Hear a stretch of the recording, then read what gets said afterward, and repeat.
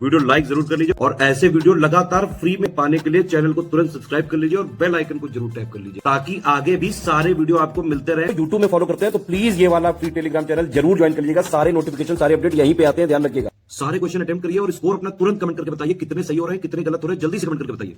मैं वैभव और आप लोग देख रहे हैं UP PSC best online coaching YouTube channel. दोस्तों 780 पेजेस के पीडीएफ को हम लोग यहाँ पर कवर अप कर रहे हैं, जो कि स्टडी फॉर सिविल सर्विसेज के द्वारा उसको कंस्ट्रक्ट करा गया है स्पेशली फॉर समीक्षा अधिकारी उत्तर प्रदेश पीसीएस और बीईओ के लिए।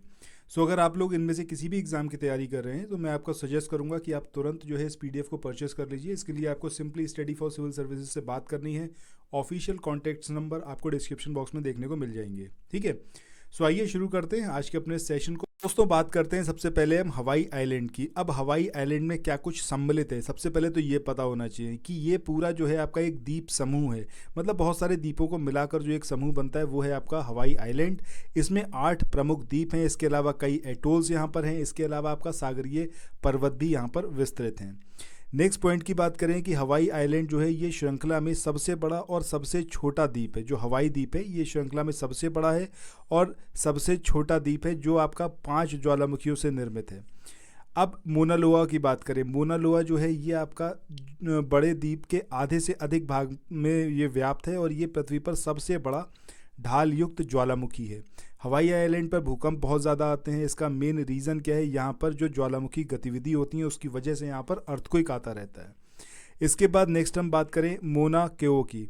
सो मोना केओ ये जो है हवाई आइलैंड पर एक सुप्त ज्वालामुखी है। ये चीज़ यहाँ पर याद रखिएगा कि कैसा है, आपका सुप्त ज्वालामुखी है और ये हवाई राष्ट्र का उच्चतम बिंदु है। जब मोना केओ पर्वत के जलमग्न आधार से इसे मापा जाता है तो मोना केओ जो है वो दुनिया का सबसे ऊंचा पर्वत है।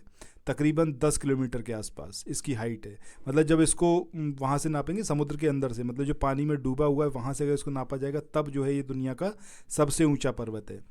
अपनी अधिक ऊंचाई, शुष्क वातावरण और स्थिर वायु प्रवाह के कारण मोना केओ का शिखर जो है वो खगोलीय अवलोकन के लिए विश्व का सबसे अच्छे स्थलों में से एक है। इसके बाद नेक्स्ट हम बात करते हैं मोना लोआ की। अब मोना लोआ ये जो है अपेक्षाकृत कोमल ढलान वाला एक सक्रिय ढाल ज्वालामुखी है, यानी कि एक्टिव वॉल्केनो है। ये चीज़ आपको याद रखनी है और इसका सबसे नवीनतम विस्फोट कब हुआ था, 1980। तो आगे चले नेक्स्ट क्वेश्चन को देखें। इससे पहले कुछ एक इन्फॉर्मेशन है आप लोगों के लिए जो बहुत इंपॉर्टेंट है। अगर आप लोग उत्तर प्रदेश पीसीएस की तैयारी कर रहे हैं, आप आरओ की तैयारी करना चाहते हैं, बीईओ की तैयारी करना चाहते हैं, इन तीनों एग्जाम की अगर आप तैयारी करने चाहते हैं तो स्टडी फॉर सिविल सर्विसेज के कोर्सेज को आप ज्वाइन कर सकते हैं कंप्लीट तैयारी के लिए।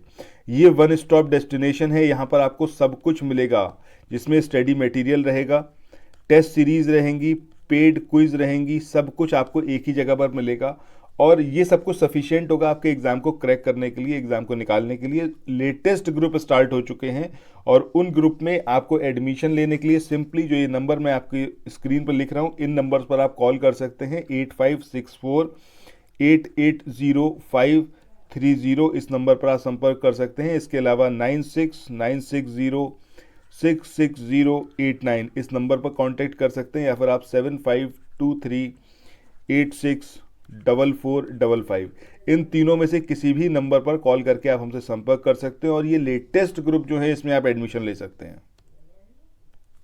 में ही सबसे रिसेंट यहाँ पर एक्सप्लोजन हुआ था इसमें।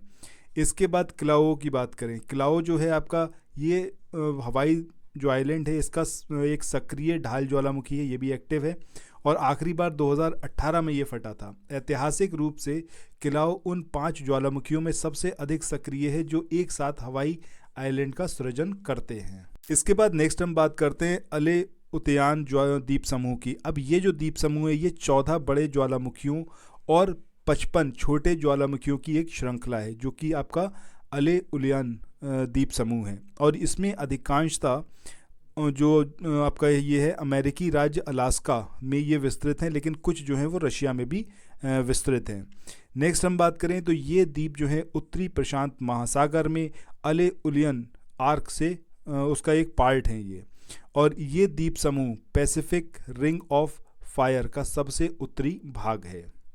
इसके बाद नेक्स्ट ये टेबल काफ़ी इंपॉर्टेंट है कि नॉर्थ अमेरिका में जो विदेशी क्षेत्र हैं वो कौन कौन से हैं। अब इसमें ब्रिटेन के जो अंडर कुछ प्रदेश आते हैं वो कौन कौन से हैं आपके, एगुइला या फिर लेसर एंडलीज।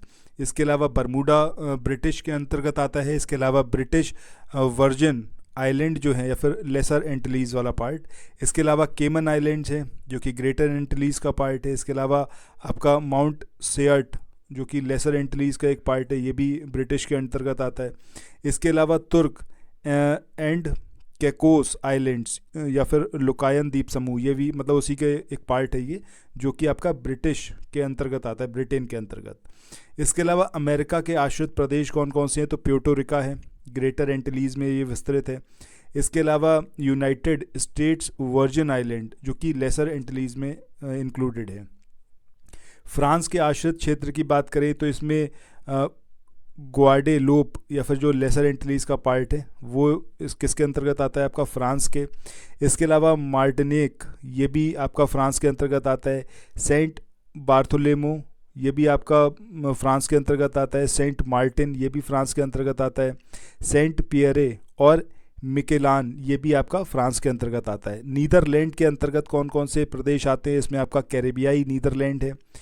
सेंट मार्टिन ये भी आपका नीदरलैंड के अंतर्गत आता है। इसके अलावा अगर हम बात करें तो ग्रीनलैंड के अंतर्गत भी कुछ पार्ट आते हैं, मतलब ग्रीनलैंड जो है आपका वो डेनमार्क का मतलब डेनमार्क के अंतर्गत आता है, ठीक है।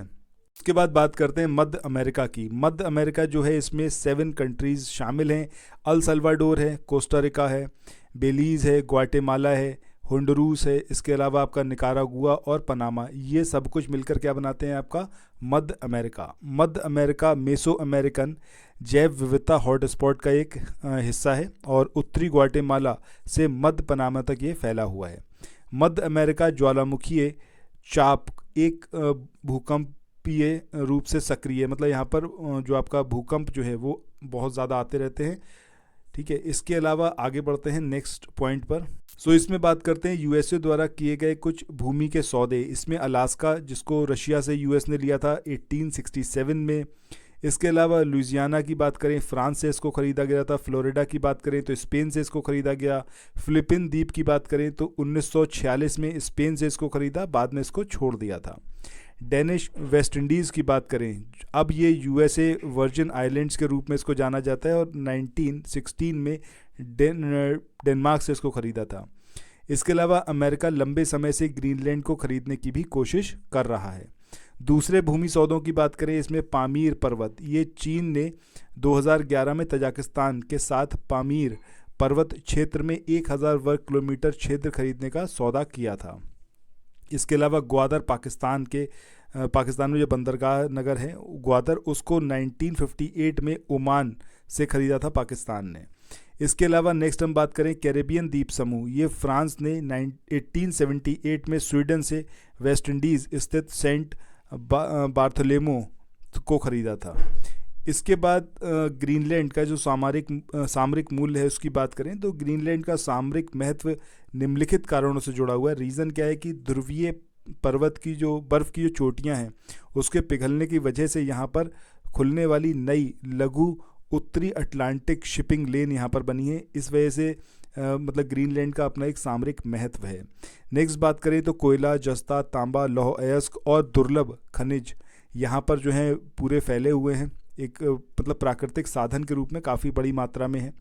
रणनीतिक प्रभाव हासिल करने के लिए चीन द्वारा किए जाने वाले प्रयास, जिसमें आपका उत्तरी अटलांटिक शिपिंग लेन के माध्यम से और ध्रुवीय रेशम मार्ग, ये भी एक रीज़न है। इसके अलावा अमेरिका सशस्त्र बलों के लिए यहाँ पर लाभप्रद स्थान है, मतलब अमेरिका के जो फोर्सेज हैं उनके लिए भी काफ़ी ज़्यादा ये फ़ायदेमंद एरिया है। इस द्वीप की बात करें, इस द्वीप पर अमेरिकी सैन्य तैनाती स्थापित करने के लिए सेकेंड वर्ल्ड वॉर के बाद अमेरिका और ग्रीनलैंड के बीच में एक समझौता हुआ था और धुले एयरबेस अमेरिका का सबसे उत्तरी वायु सेना बेस है जो कि ग्रीनलैंड में 1947 से संचालित है। तो इसको ज़रूर याद रखिएगा कि धुले एयरबेस ये किसके कंट्रोल में आता है, वो आता है आपका अमेरिका के, ठीक है। इसी के साथ आज के इस वाले सेशन को यहीं पर एंड करते हैं, फिर मिलते हैं नेक्स्ट वीडियो में। तब तक आप प्रीवियस वीडियोज़ को देखने के लिए प्लेलिस्ट में जाइए और उनको ज़रूर देखिए। Thank you so much, have a nice day, bye bye.